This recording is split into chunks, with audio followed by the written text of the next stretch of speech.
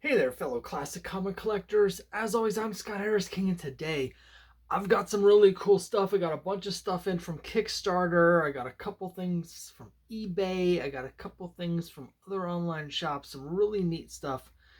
One thing in particular I'm going to show at the end that I think a lot of you will really dig. So I'm really excited. Real quick before I get to the cool stuff, I've got my own cool stuff to shill just real quick. Link down below is for the Crimebusters #6, the latest issue of my ongoing supernatural mystery adventure series. If you like Scooby-Doo cross with Lovecraft, check it out.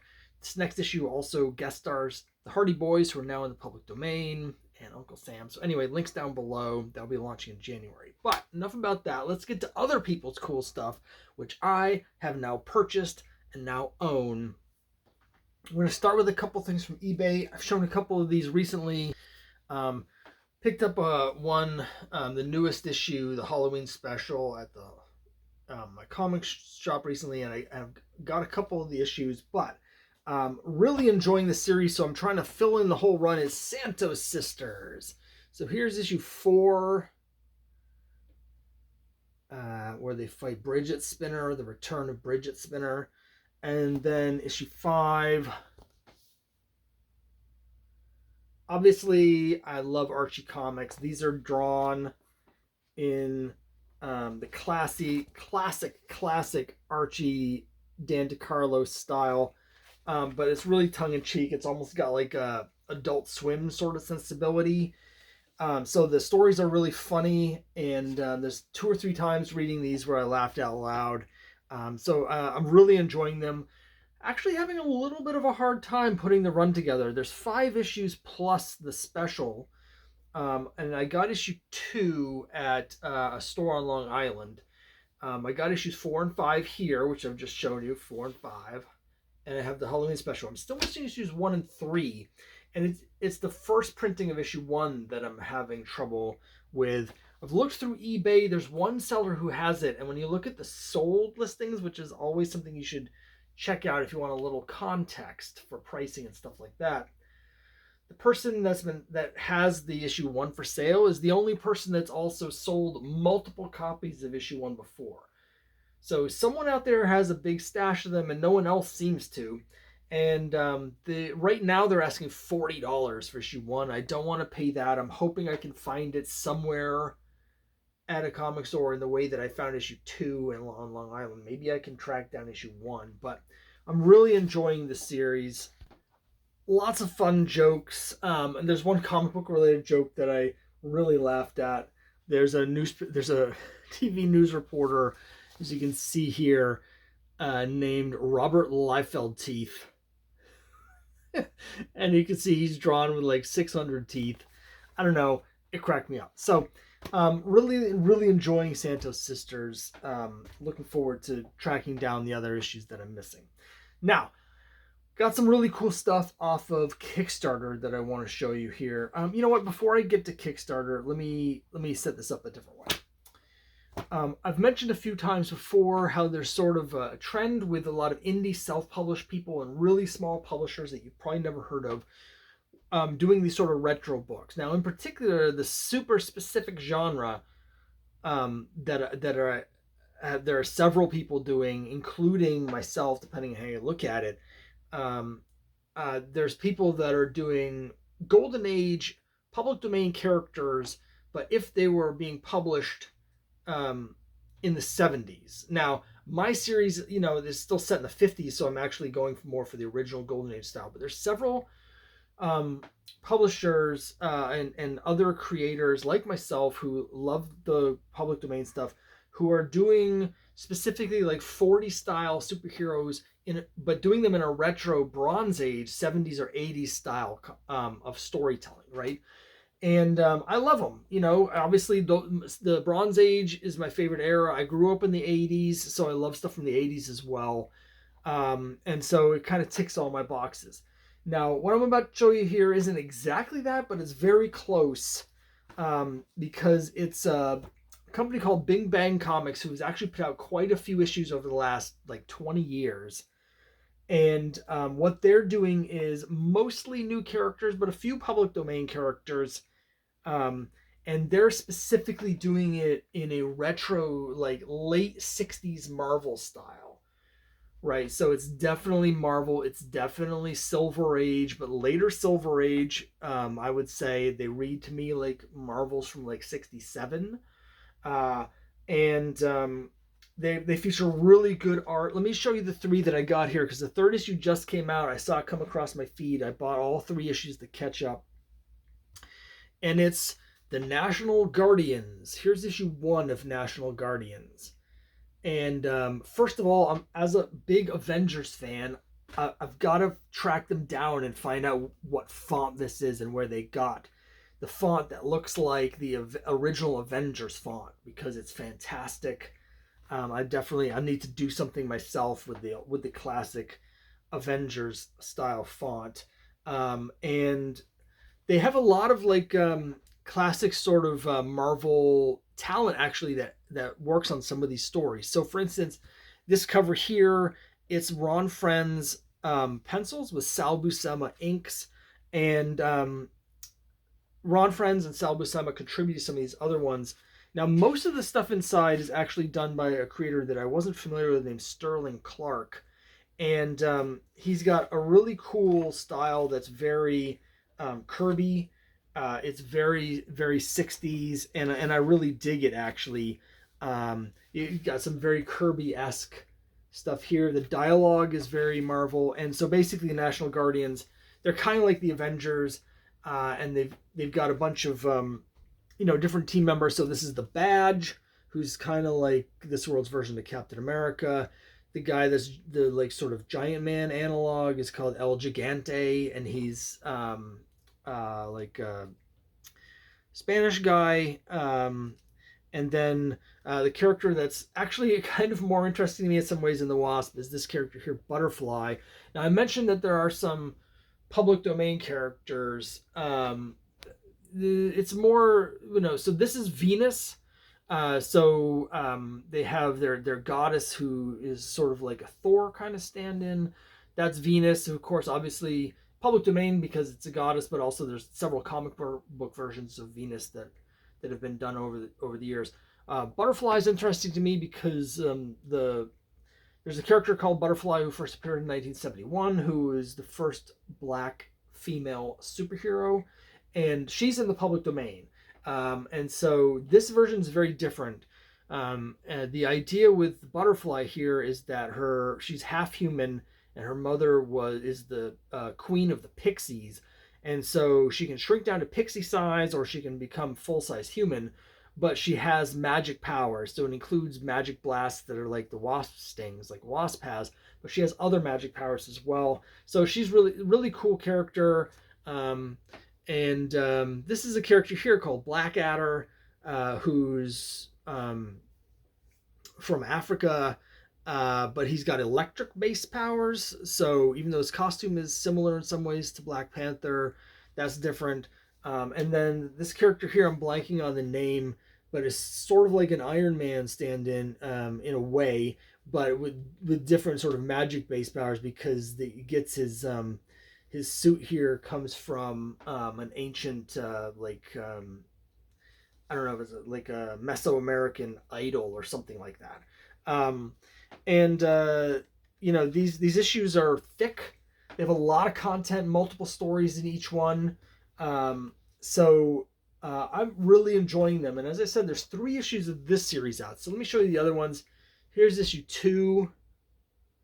And again, you can see the Avengers sort of influence. Cover looks very much with the poses and everything. A lot like the cover of Avengers Annual number 2 by John Buscema. And then here's issue 3 of the National Guardians. Again, you can see the obvious Silver Age influence. And again, it's really well done. It like the Kirby-esque artwork is really good. One thing that I always look for with my self-published, and Big Bang Comics isn't really self-published, but it's their own little thing, But with super indie publishers like me and other people that are doing like solo acts, but also small sort of publishers like this, I really look for, obviously, you know, the passion is the number one thing. So I'll support a lot of people whose where the work isn't as important to me as just supporting people that are passionate about making comics. But I also take a look, not just at the art and the story, but the packaging. Like, I try really hard with my comics to make them as professional as possible in terms of uh, the way they look, the way they read, the way they feel. I want them to feel like as professional as possible, and they do a great job with that here. Like, these are some of the top ones. They're like across the board.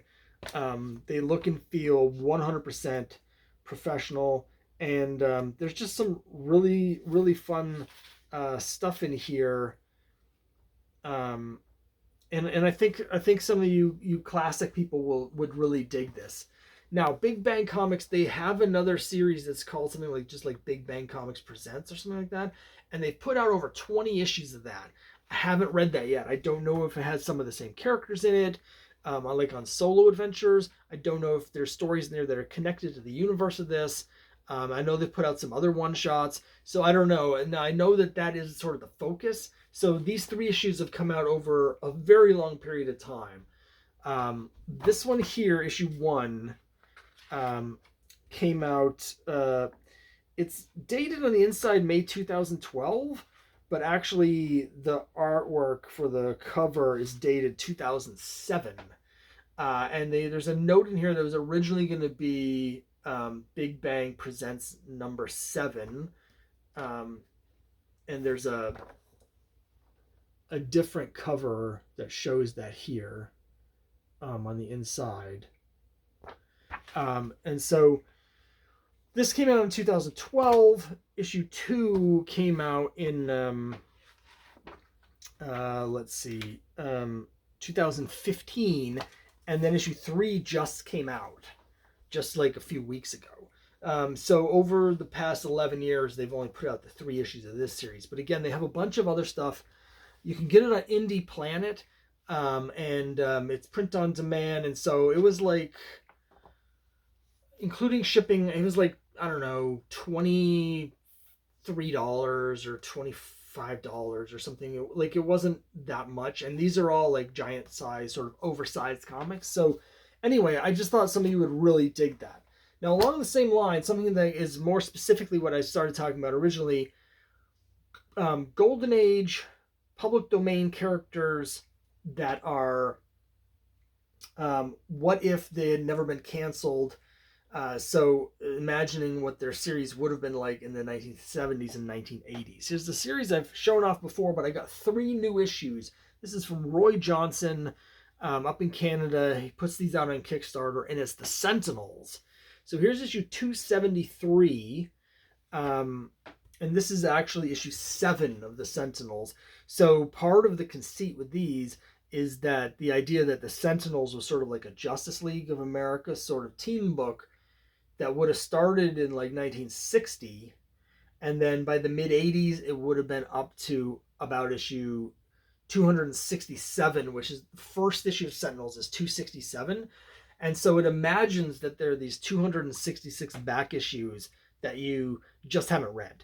But it informs the world. So when you jump in, it's just like when you go to the spinner rack and pick up, back in the day, you'd pick up a comic for the first time. Like the first time I bought Fantastic Four 280 off of the spinner rack, I was like, wow, there's 279 stories that I haven't read yet. And it was cool to see the references to all this history that I didn't know yet.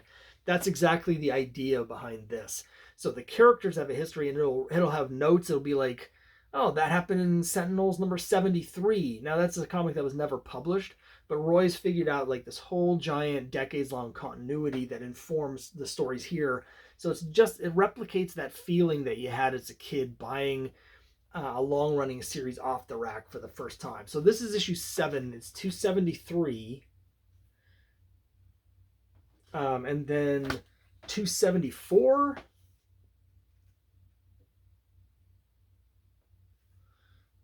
And 275. And again, they feel and look and read like comics, you know.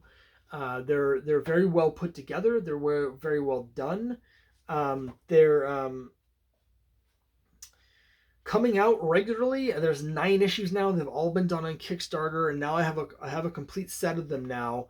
Um, I've been backing like not every campaign, but like every third campaign or so, I'll back and then catch up on the issues just to combine the shipping, because I buy a lot of stuff on Kickstarter, so I'm always looking for ways to sort of cut down on the fees. And this is in the middle of there's a couple like storylines going, just like you would expect from a series like this. But one of them is one of the characters is trying to find his wife. He's from another universe. He's trying to get back to his family on that universe, and so they're traveling from one alternate universe to another. And what Roy has done is the alternate universes that they're stopping in, and they're meeting these other superheroes and having team ups and misunderstandings where they fight each other and all sorts of shenanigans as they're going around.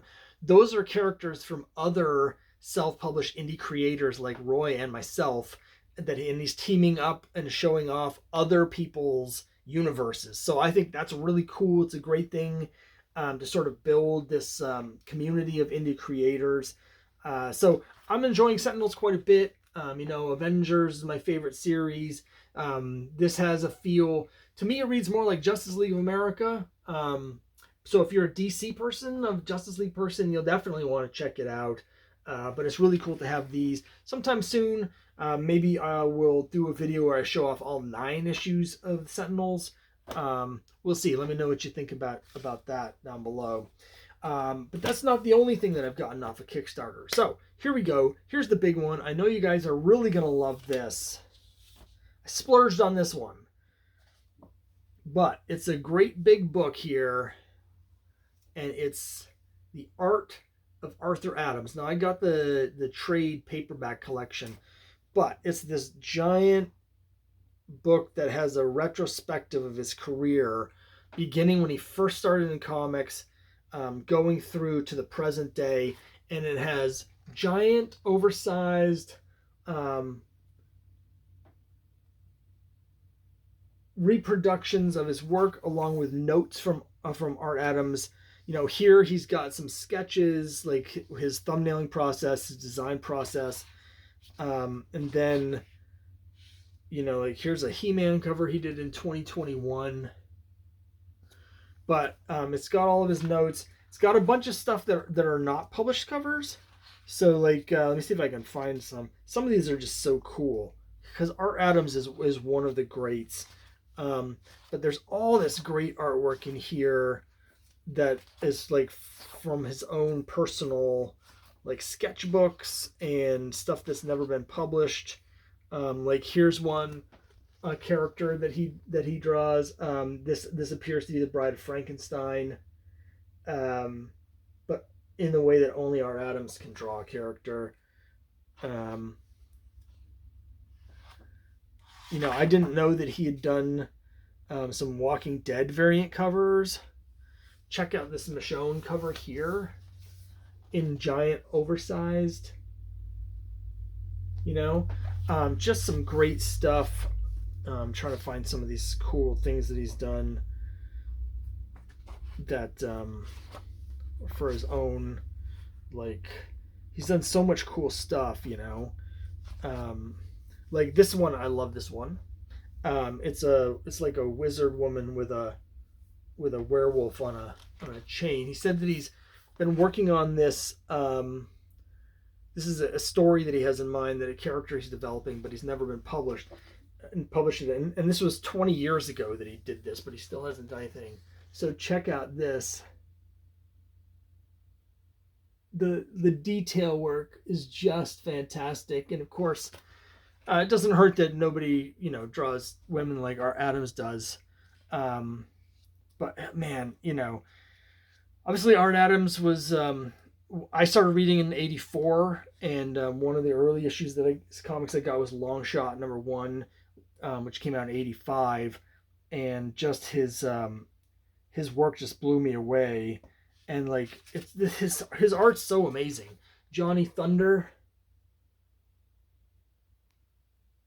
It's just incredible. Um, Johnny Future. I said Johnny Thunder. You know, Johnny Thunder doesn't quite look this cool, but Johnny Future. Oh, it's just so good. This stuff's so good. And it does have all of his older stuff too. Like this is one of my all-time favorite stories and issues from New Mutants special 1985 special with Storm fighting against trolls from Asgard. That whole issue is just incredible. Um, and just some great, just so great. Anyway, I'm gushing, but it's awesome to have this. But it's not all. In fact, it actually came with a signed collection of prints. Now, this was one of the stretch goals.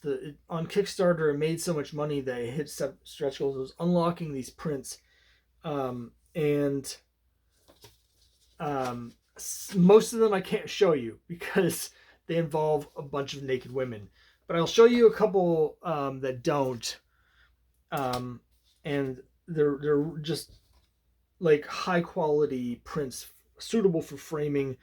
Here's one that is a romantic Valentine's cover featuring the alien from this island Earth. So you can see the size of the print. And the art's fantastic. And then this one here is signed by Arthur Adams.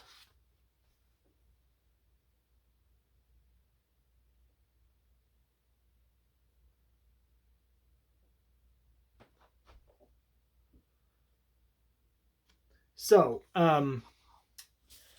obviously, Art Adams was a big early influence on me as a comic reader. And, I actually think his art is significantly underrated. Obviously, he wasn't very fast. And so very early on, he became one of the first, well, I shouldn't say that, but he was an early adopter of becoming strictly a cover artist. Obviously, he did those Johnny Futures and occasionally did interiors, but pretty quickly he was spending his time drawing covers for people.